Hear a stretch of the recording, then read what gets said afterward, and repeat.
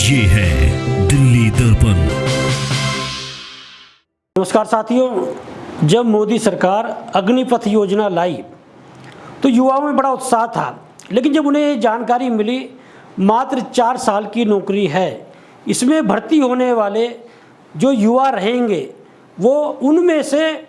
मात्र 25% युवाओं को स्थायी नौकरी मिलेगी, 75% युवाओं को घर भेज दिया जाएगा। बड़ा आंदोलन हुआ, युवाओं ने भी आंदोलन किया, किसानों ने भी आंदोलन किया और काफ़ी जन आंदोलन हुआ, लेकिन दबा दिया गया और ये कहा गया सरकार की ओर से कि ये प्रधानमंत्री नरेंद्र मोदी की ड्रीम योजना है। तो मतलब ये कहा जा सकता है कि प्रधानमंत्री नरेंद्र मोदी सेना में जो योजना लाए उसकी नौकरी मात्र 4 साल की, पेंशन नहीं मिलेगी, सेना के जो और सुविधाएं वो नहीं मिलेगी। मतलब यदि क्योंकि सेना में यदि कोई युवा भर्ती होता था तो पूरे क्षेत्र में चर्चा हो जाती थी और विशेष रूप से उसी युवा की शादी बड़ी धूमधाम से होती थी। दूर दराज से जो है लोगों तक संदेश पहुंच जाता था कि फला का लड़का जो है सेना में भर्ती हो गया है। लेकिन 4 साल की नौकरी, शादी होने की भी कोई संभावना नहीं है और उसके बाद में जब लड़का घर वापस आएगा 4 साल की नौकरी के बाद तो एक तरह से हास्यास्पद स्थिति होगी।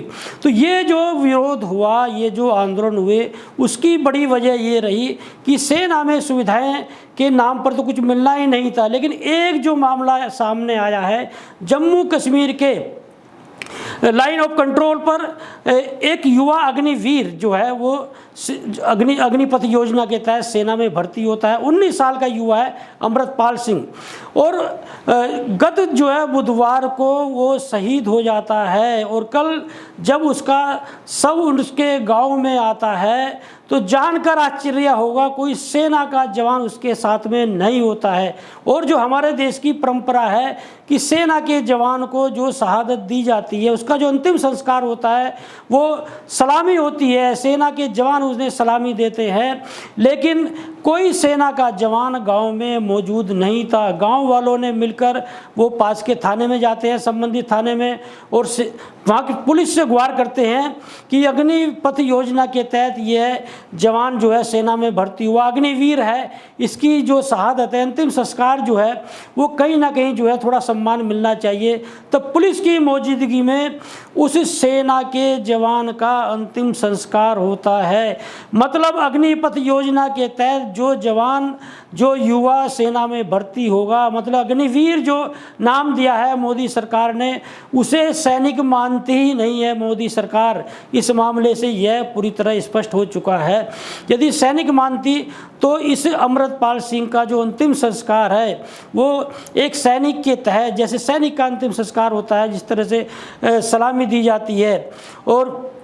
उसी तरह से जो है वो अंतिम संस्कार अमृतपाल सिंह का होता। तो कुल मिलाकर ये है कि मोदी सरकार जो है तमाम खर्चे के लिए, तमाम सुविधाओं के लिए, तमाम फिजूल खर्ची के लिए इस सरकार के पास में पैसा है। लेकिन जो जवान सेना पर लड़ता है, जिस जवान को सेना पर लड़ने के लिए भेजा जाएगा, या ये कह सकते हैं कि अग्निपथ योजना लाई गई है इसलिए कि सेना में भर्ती नहीं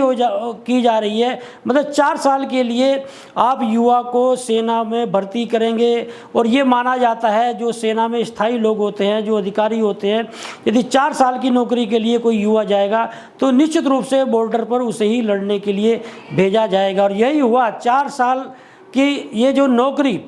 अमृतपाल सिंह को मिली थी, शहादत हुई, और उस अमृतपाल का जो है शहादत जिस तरह से हुई, मतलब सेना ने वो जो सम्मान सैनिक को मिलना चाहिए था, अंतिम संस्कार जो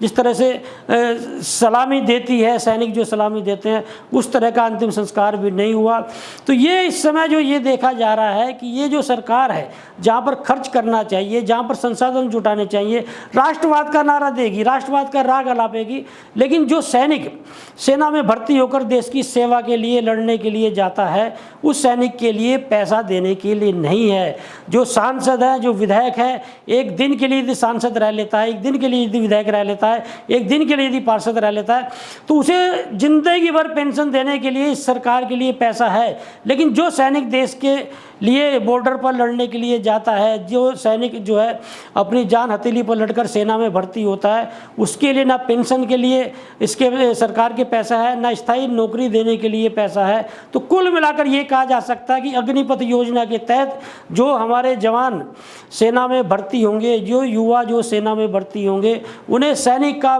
दर्जा देने को तैयार नहीं है ये सरकार। बड़ा गुस्सा देखा जा रहा है अमृतपाल सिंह के इस मामले को देखकर, और ये कहा जा सकता है कि आने वाले समय में यदि सेना में भर्ती नहीं होती है तो ये जो समर्थक हैं इस सरकार के, ये हवाला भी देने लगे हैं कि साहब विदेशों में तो जो है प्राइवेट सेना भी जो है, मतलब एक तरह से प्राइवेटेशन पर का इतना जोर दिया जा रहा है, चाहे रेलवे हो, चाहे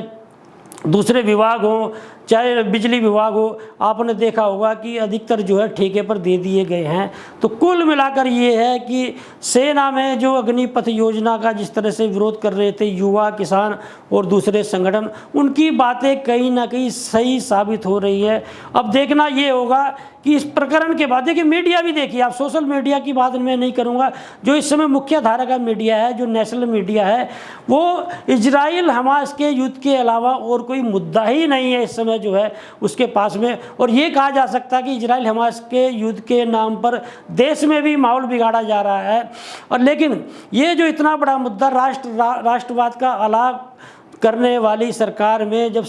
अग्निपथ योजना जो है प्रधानमंत्री नरेंद्र मोदी की ड्रीम योजना है, उसके तहत भर्ती होने वाले जवान की शहादत का अपमान किया गया। ये कह सकते हैं कि इस अमृतपाल सिंह की शहादत का एक तरह से अपमान किया गया है। कोई भी सैनिक उनके गांव में नहीं पहुंचा और न ही सैनिकों ने अंतिम सलामी दी। तो सीधे सीधे कहा जा सकता है कि अग्निपथ योजना के तहत युवाओं को जो है वो सेना में लड़ने के लिए भेजा जाएगा, लेकिन कोई सुविधा, कोई सेना का दर्जा या सेना के तहत जिस तरह से पेंशन मिलती है या और जो है स्थायी नौकरी जो है वो उस जवान को नहीं मिलेगी। अब देखना ये होगा कि इस प्रकरण के बाद में अग्निपथ योजना में क्या सुधार होते हैं या जो है सरकार इसी तरह से उदासीन बनी रहती है।